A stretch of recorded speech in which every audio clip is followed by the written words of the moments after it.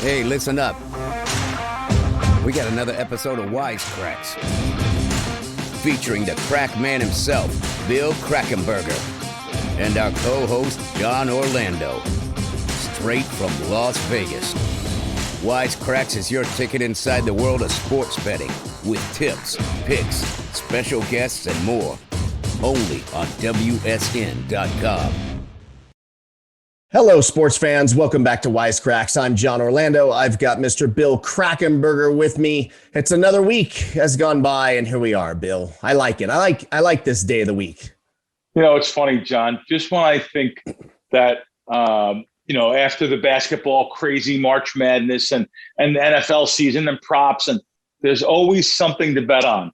I have been run down. I am run down, man. I always have a button-up shirt. I don't even have one. I got a T-shirt on like you. T-shirts are okay. The NFL draft, I have run all over town, coast to coast. I ran to Colorado for the day, and I'm just telling you, I planned to bet like a couple grand, and I bet tens of thousands instead. Wait, when you say you ran to Colorado, was that to make bets at a casino there? Oh, wow. Yes, because that's where it's closer to Vegas to bet some of the sports books like the FanDuel's, DraftKings, PointsBets. Colorado is actually much closer. It's just, hour and change. And I thought I was invited on all the trips. What happened? That one. Are you seeing other people? What's going on here, Bill?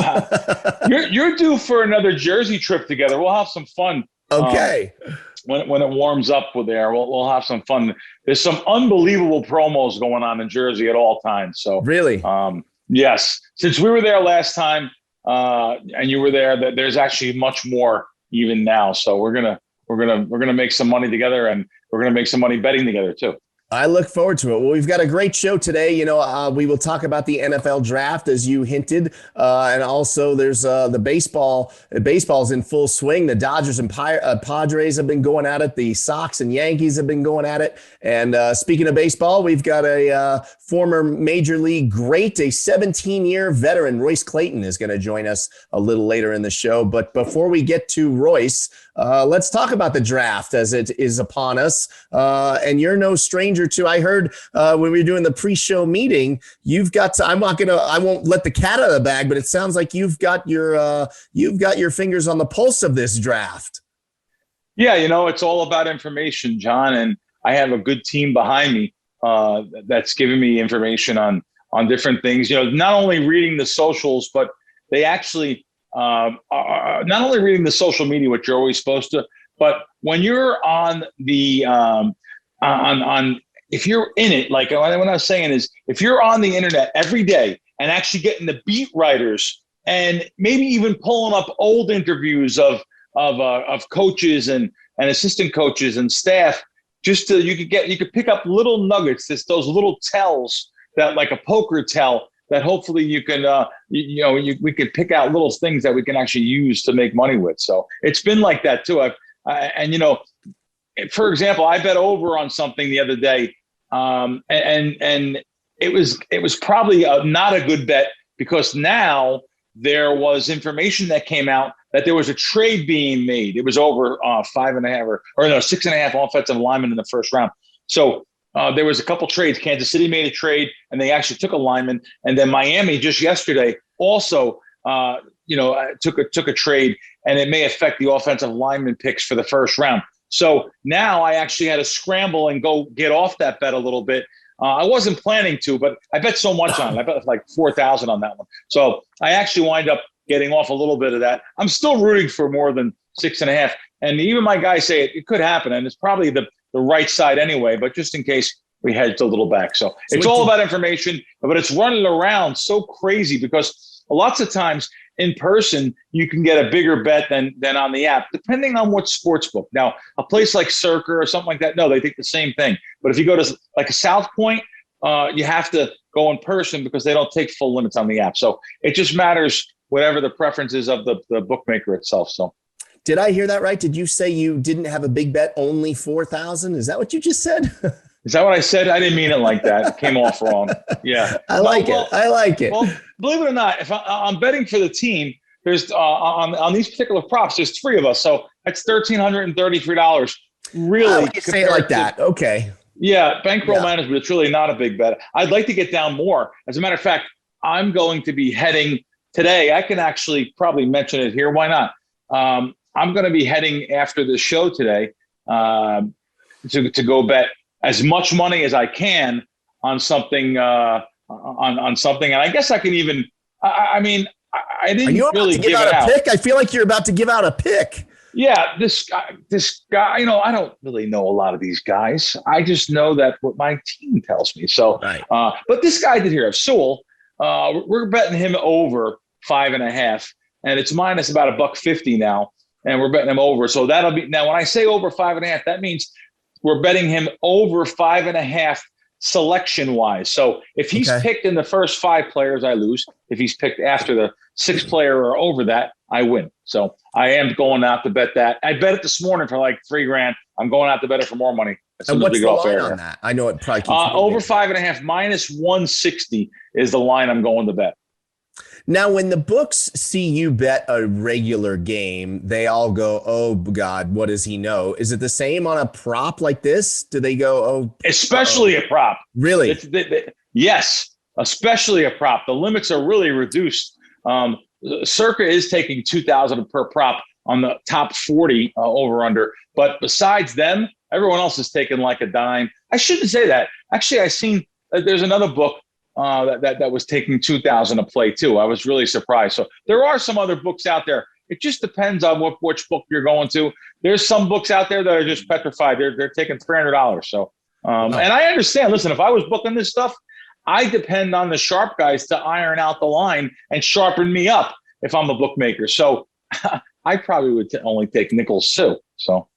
Crack, let me ask you this. Trevor Lawrence is a lock pretty much to go number 1. He's minus 10,000 to be the first pick. I was wondering, how much will you be putting on that? You know, here's a great thing, John, and this is good for you too, especially you, and especially anyone that likes big favorites. But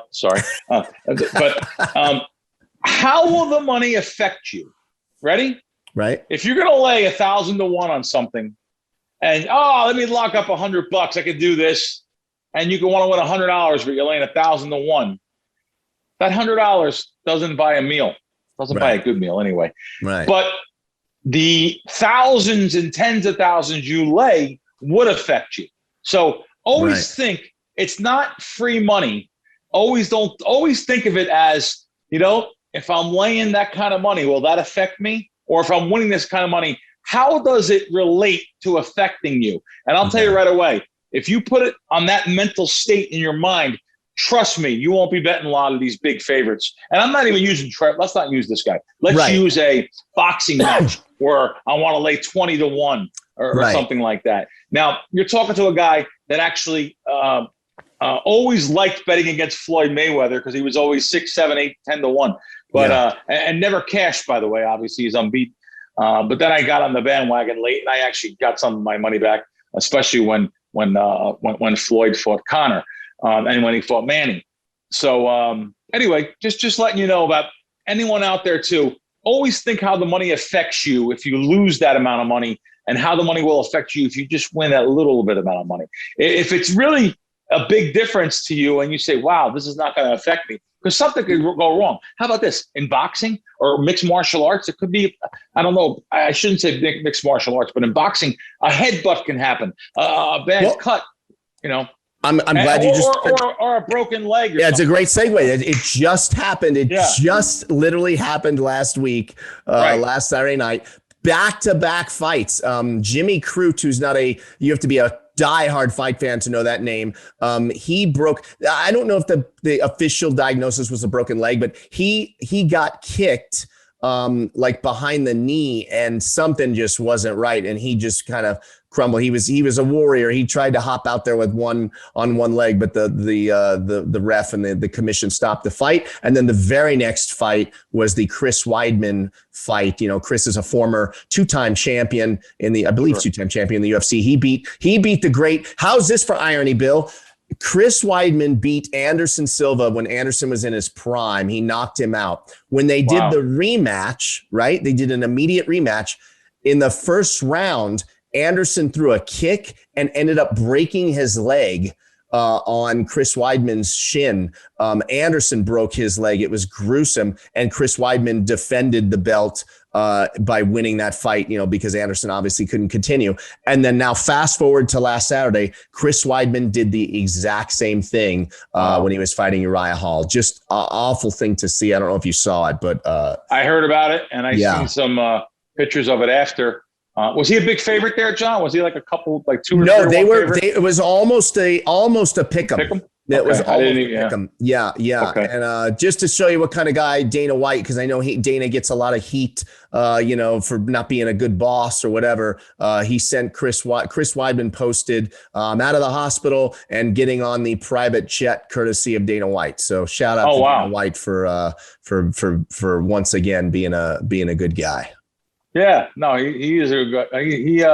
He's a good guy. Matter of fact, one time I was in the Palms and I was at dinner. I was at dinner with a couple guys, and he came over and paid the check. So really, he's a good guy. Yeah. Wait, did he know you guys or just? No, he knew that. He knew one of the other guys. I didn't know him. First time I met him. Really? Yeah. And you want to know something? He actually is a good guy with a lot of people and taking care of people. And I'm sorry, I know it's weird. Not that it's weird, but for a street smart knockaround guy like me, I rate people how they tip people, how they help others.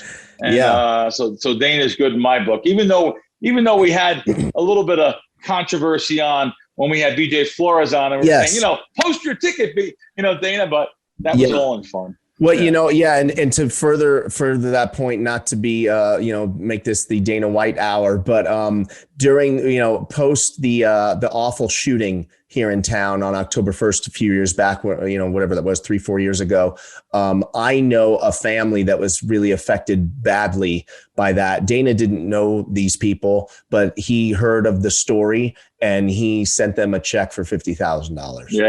Yeah. Good guy, man. Yeah, he's a good guy. Love it. Yeah. So anyway, let's talk a little baseball. So my Dodgers, the Dodgers, the team that I picked to shatter the regular season win total which is 116, and I said they're going to win 120.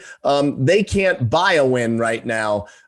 Crack my infamous Dodgers minus 1.5 won 8 in a row, and now it's lost 9 in a row. So you might be on to something with your strategy on this stuff, Crack.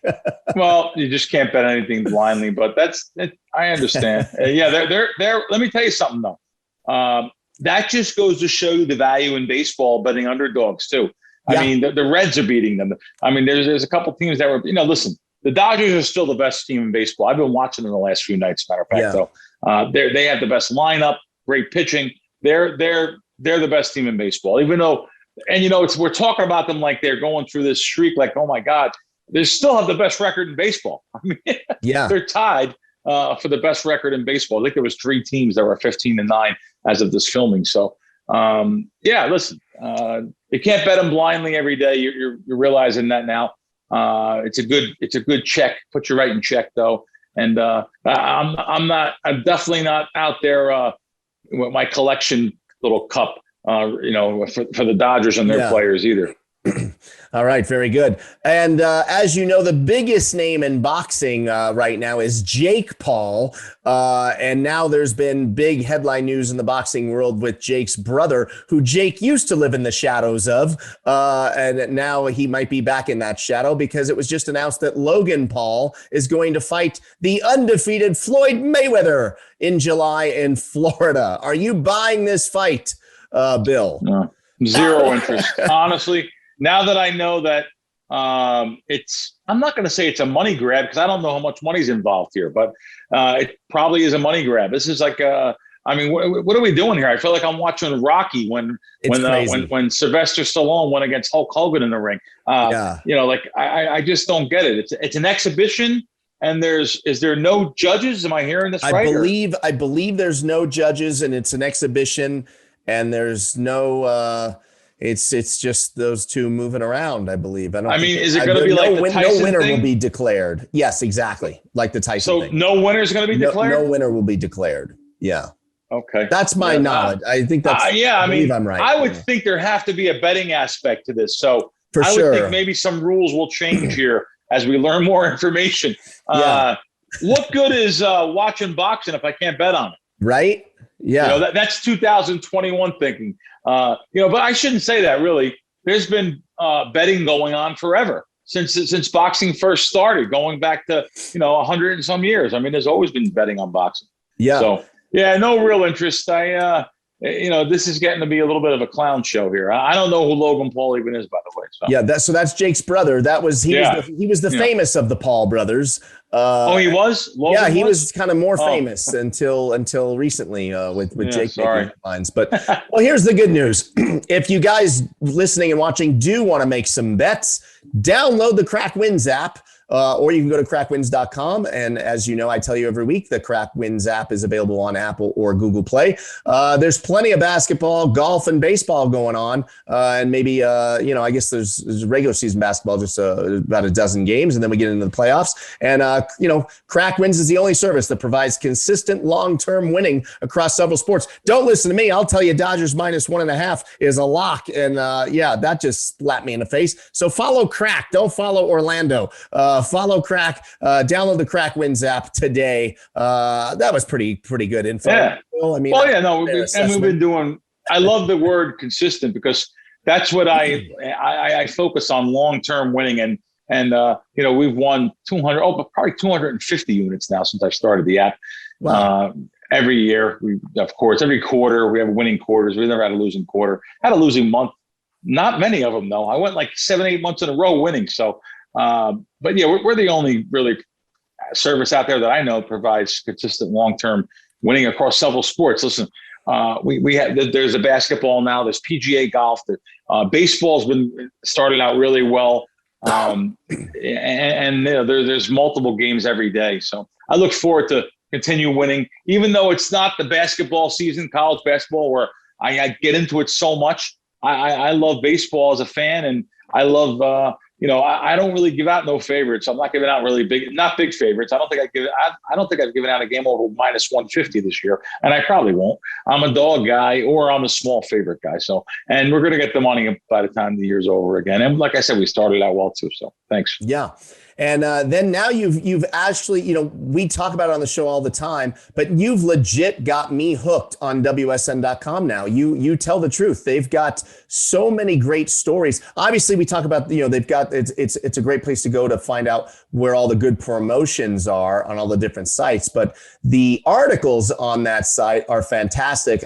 As I mentioned last week, I'm kind of partial to the horse racing stuff. But yeah, they've got some really good articles on WSN.com. So guys, be sure to check out WSN.com as well. Your thoughts, Bill? Well, yeah, you're right. Horse racing stuff. The first Saturday in May, we have the Kentucky Derby coming up. Yeah. Even though I'm not big on horse racing because of the hold and the big hold percentages, the Kentucky Derby is a special day. The mint juleps, my old Kentucky home. There's a lot of history to that. So I have never been to Churchill for the Derby. God, we gotta go. Yeah, I'm gonna go. I'm gonna go next year. One of these days, I'm going to go. And there's a great article up on WSN right now about that, which I took a peek at. And there's, like I said, there's always great articles. You can actually go there. Not only can you go there for our podcast, which is at the top of the page, and you can click on more episodes to see some older episodes, but you can also click on like all news, baseball news, of course, the U.S. sports betting news, which I absolutely love. There's a great article about sports betting arriving in Arizona, which is on WSN. And North Carolina, when you get to the Bible Belt states, sometimes it's you always think that they're going to be last, but then again, Florida, Florida just talked about getting it, and they're going to be getting it, probably only at the Hard Rocks for now, the Indian casinos, but they're going to be getting it too. And same thing with New York, that's on here too, an article about that. And of course, last but not least is the sportsbook bonuses, and they are plentiful on WSN.com. I don't know anywhere you can go and not get better bonuses than WSN.com.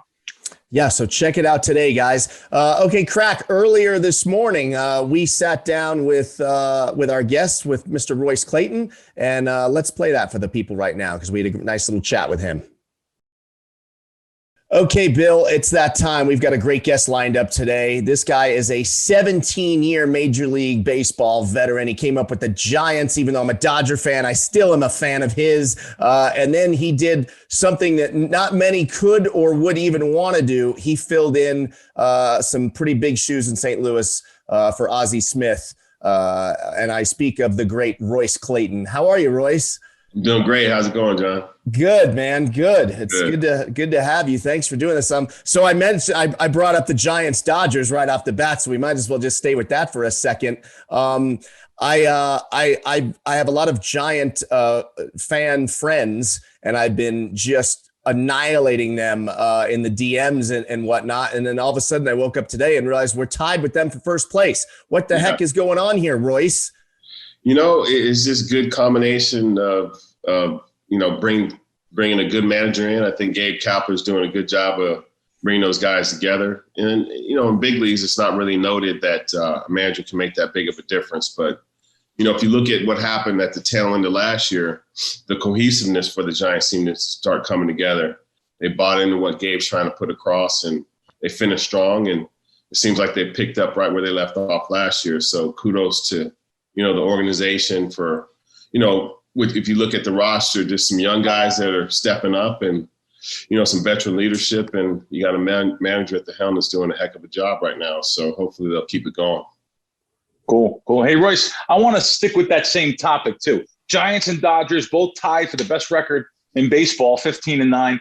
I'm a sports betting man, and I know it's early in the season, so that's what I do. I bet sports for a living. So in Vegas right now, you could bet the Giants still. I checked this morning to win the World Series at 85-1, where the Dodgers are like 2.5-1. Of course, I want to know, do you think they can keep up this competitive pace right now? Are they competitive enough to actually, get into the playoffs? And it might because someone like me, I'll look to make a bet like that, 85-1. As long as they get to the playoffs, I can make money with that bet because I can actually hedge it a little bit and bet the other way a little bit. I'll lock up a nice profit. What do you think? You think they're capable? Absolutely. I think, you get out the gate and, that obviously helps a lot. And then you look at the only downside is they have a very competitive league in the West. And if you look at the Central, the East, it's just there's some mediocre baseball teams out there that you can kind of beat up on in 3-game series. But the tough part about the Giants is obviously you have the Dodgers and the Padres in the same division. But, if you play well within your division, somewhere around 500, and then you beat up on those other teams that are mediocre outside your division, then you can, bump your way up. And, with the split division, I think there's a lot of teams in the past that have gotten wild card bids or just snuck into the playoffs, depending on a weaker division. The Central's been weak.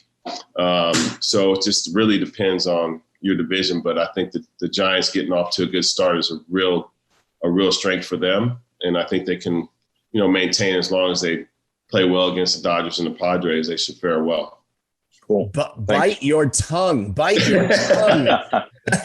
Royce, they've changed a lot of the rules to speed the game up. I was wondering, what are your thoughts on the just little league point to first for the intentional walk and the starting a man on second base in extra innings? Is that good for the game, or do you want to go back to the purity of the game? I'd like to go back to the purity, actually. The first thing that really stuck out to me was, the intentional walk process, because I've seen pitchers throw the ball to the backstop a number of times. It's not an easy thing for the pitcher to coordinate with the catcher, and that's just part of baseball. You should be able to execute that. And then, as far as extra innings go, putting a guy out on second base really puts your closer, your relief pitchers in a situation they're really not accustomed to, especially holding runners and, fielding bunts in certain situations. They don't bunt anymore, but I'm just saying, when I watched the game the other night, and I'll use your Dodgers, for example, it just looked like Kenley wasn't real comfortable starting off with a man on second. He never really got a feel for what he was trying to do, although he does pitch out the stretch. It was just something that I think is in the back of your mind. It's like, man, I got a man on second already. And it's just going to take some time for these guys to get used to that situation. But preferably, I'd like to just see him, tee it up from a fresh inning and see what happens. And, sometimes I've been involved with those marathon games, but, it's just part of it and extra baseball for the fans sometimes. Yeah. Very cool. Very cool. So you'll follow the Dodgers in San Fran. You'll try to watch the games when you can? Periodically I do. I'm busy coaching. I'm with my kids. So, it just really depends. There's some nights where I'll come home and one of the teaching tools I do use is try to just kind of have a game on and my kids can come watch and kind of show them some situations and so forth. Because, dad's at home. I don't really want to go in the coach mode, but if the game happens to be on, I'll ask some questions. But that's basically what I use the games for. Towards the tail end of the year, I think it gets exciting and I'll start watching a little bit more. But, right now I'll just catch games whenever I can. Cool. And Royce, I don't know if you saw the Trevor Bauer and Fernando Tatis little thing the other day. Tatis has been on fire, lighting the Dodgers up, hitting the long ball, and he did a little showboating after that. Bauer said he loved it. What are your thoughts on that? The unwritten rules in baseball. I kind of like the celebrations and the showboating. Good or bad? I do. I just want to see the impact it has on our youth as far as, especially high school level. I don't know how they're handling it in Little League, but, to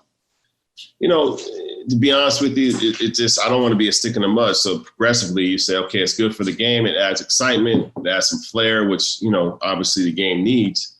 But at some point in time, we have to understand that you teach kids about, camaraderie, teammates, and it's all about the team and team concept of baseball. But some of these celebrations, pounding chest, celebrating yourself kind of makes it a little bit individualistic, if you ask me. But I think Trevor handled it extremely well. He didn't act like he was upset about it. He said it's good for the game, so he said the right things. But how far do you take it? I mean, I'm seeing guys throwing bats and flinging it way up in the air and doing pirouettes and dancing. I'm like, man, what's next? They're going to start shooting off. They're going to have a prop. Like, remember T.O. had his pin in his back pocket? Yeah. The Sharpie. And, somebody may have some fireworks and just take it out their back pocket and start shooting up fireworks. I just wanted to see what's going on next because I think it's gone to the extreme. I like that you're old school like that too. I'm an old school guy. I just think almost like, remember Barry Sanders or Walter Payton? They used to just take the ball, hand it to the refs, let's go. I love that kind of stuff. So I'm an old school guy too. I actually, you mentioned now twice about teaching youth and stuff. I am all about that. I actually really enjoyed an interview you did talking about the mental side of the game. Is this something that you actively teach your players, even your children, or is it something you teach maybe before an individual game, before the season? I love this. I love the deep thought and thought process of it. So is that something that you actively do every day, or? Yeah, it's just part of how I went about it. So I know how much the mental side of the game is important. It controls the physical. If you ask me about, guys having injuries and not being able to stay on the field, I think it's 90% mental. You have to teach the young people that adversity is part of the game. Failure is a big part of the game. And the more that you're able to deal with it and push through it, the more that you'll have success and be able to sustain a career. And like I said, I just think that a lot of these young players aren't used to adversity. There's a lot of pressure on them.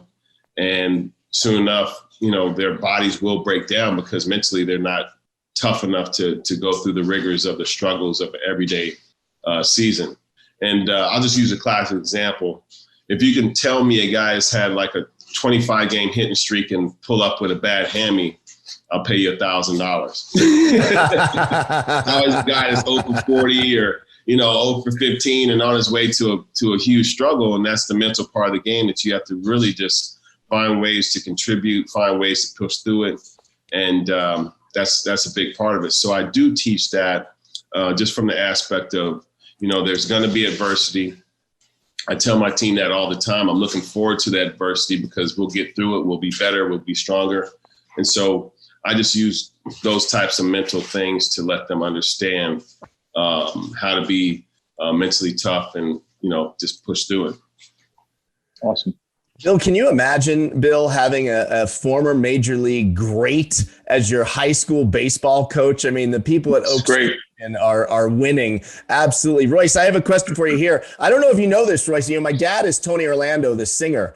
And I went to Pally High, and we actually played you guys in high school over at St. Bernard, right?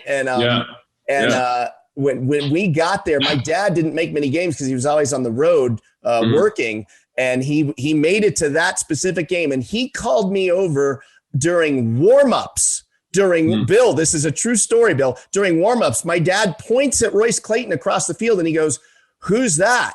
And I didn't know at the time. I didn't even know. I said, "I don't know." And my dad goes, "That guy's going to make it to the big leagues. We are warming up." And I go, "What?" He goes, "I can tell he's a big leaguer just by the way he walks." That is a true story, Royce Clayton. Wow. And footnote, Bill, by the way, Royce went on to hit, I think he hit 2 homers off me. I want to say in the same inning that day. I came in relief. They absolutely mopped the floor with us. And I was our shortstop, not near as anywhere close to Mr. Clayton here. But I came in relief, and I think Royce hit 2 homers. I want to say in the same inning. Pretty crazy. Oh, man. So, but all of that leads up to a question I have for you. So my dad looked at the way you walk and said, "That's a big leaguer." Do you have anyone on your team currently that you just look at and you go, "Yep, he's going"? It's hard to tell, but we do have some talented young players on our team. I have 2 young boys. My oldest is a junior. My youngest is a freshman. They're finding their way, and we do have a couple pitchers that I think are going to do extremely well. It's just, I think it's a little harder to kind of tell these days because all these kids are super big, super strong. And the other part of it is just the intangibles as far as the swag and so forth. And our league's very competitive. We have some good players. Actually, we're playing Thousand Oaks, and you'll get a kick out of this, that Jack Wilson's the coach for TO. We got this big league shortstop battle. And to be honest with you, man, I'm on the downside of our series for the past couple of years, and we got a couple games to make up. So we get competitive. And the reason I mentioned that, they have 2 guys that are being scouted, 2 seniors, Rock Riggio and Muncie. So they have 2 guys that should go pretty high in the draft. And I tell these kids all the time, these scouts are out here to watch these guys, but they also see you. So just make sure you go about your business the right way. Go hard. You hit a ground ball, run it out. They got stopwatches, so there's value in some of the other things that you can feed off of other people's success or other people's talent. And that's what I'm telling my guys. But I'm really excited, like I said, about our young crop of kids we have. We got a great program at Oaks Christian. And to be honest with you, John, I don't really think about developing the big league side. I really think about developing solid young men. That's great. Very cool. Very cool. So over the years now, you face so many legends as pitchers, other than John. Who are the toughest pitchers you faced? Do you think wow, these couple of guys are just the toughest guys I've ever had to face? Can you give us a couple names? Yeah, I think, I tell people all the time, I think Pedro Martinez in our era was, undoubtedly everybody talked about how, what type of stuff he had. And there's always conversations, especially in today's game, about stuff. But, his baseball IQ and his memory as far as, pitch situations, pitch counts, and that you may have had, a year ago. He would remember those situations. So he's extremely smart, effectively wild, you name it. It was just, he was one of those dominant pitchers, but he's one of the best I've ever faced. I just always had a lot of respect for Greg Maddux, for the way that he went about it, and, just surgical, and just wanted you to hit the ball in, 1 to 2 pitches, because he knew he was going to be able to induce a ground ball and hit it right at somebody. And that's something I really miss as far as watching somebody that was so craftsman in the way that he went about his business.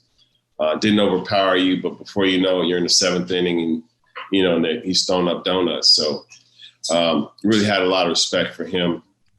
From the left side, I really enjoyed competing against Randy. I've had some success, but just the mere fact of seeing, 6'10" guy out there on the mound coming from the left side with, wicked slider, 100-mile-an-hour fastball.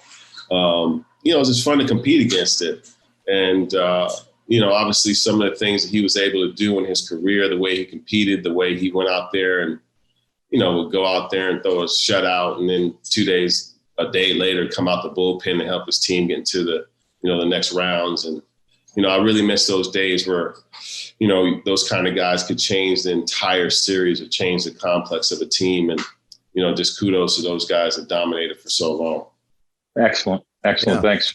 Royce, as Bill said earlier on the show here, he's a professional sports bettor, and he's always preaching the importance of bankroll management. And you being a now retired athlete, I'm wondering if you probably echo the same thing to the kids and young players coming up in terms of being able to manage your money and watch your money, because, you guys play for a specific window. Yes, you make a lot of money, but, I know that with investments and family and friends and all that and lifestyle, it can go pretty fast. How have you been able to, I know you've managed your money very well. Who helped you and mentored you coming up? The biggest thing for me was my dad, when I was coming up and I just signed and, started to have an apartment, started to have bills. He made me sit down and write my own checks. And that was a valuable lesson, because you're seeing, the money you think, I got, this never ending, resource of cash. And then you start to see it slowly but surely going out the window. Yeah. You kind of, you really have an idea of money management and how to go about it. I think it's tough for guys that didn't have that understanding, to whether you get to the point where you're fortunate enough to when you retire, you have a nest egg put aside, but it's tough to, manage those resources or still understand. Because most times I think, those money managers and all that, they disappear when, the millions of dollars aren't coming through.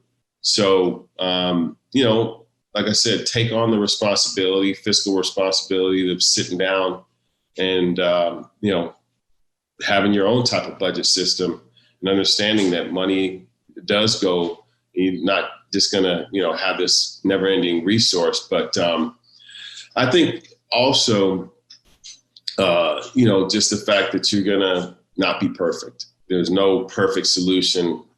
We've gone through recessions. We've gone through, some tough times here in this country. So as long as you're ever able to weather those storms and, you come out the other side, you'll be fine. But I think also, I don't know how it is in this day and age when you got, $340 million, but to understand that, you just can't always have outcome. You have to have some way to sustain some type of income to get you through that longevity of however long you stay on this earth. You just can't have outcome. So with that being said, figure out ways to where you can become a business owner, or, create something for yourself, and manage those situations where you can have a passive income, because I think that makes all the difference in the world. But, like I said, in today's, when we talk about baseball, and I just jokingly said about 340 million.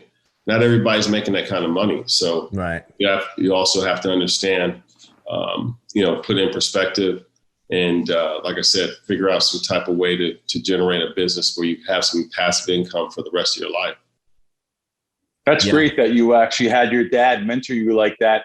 And we're products of our parents, and I'm sure you're teaching your children the same thing.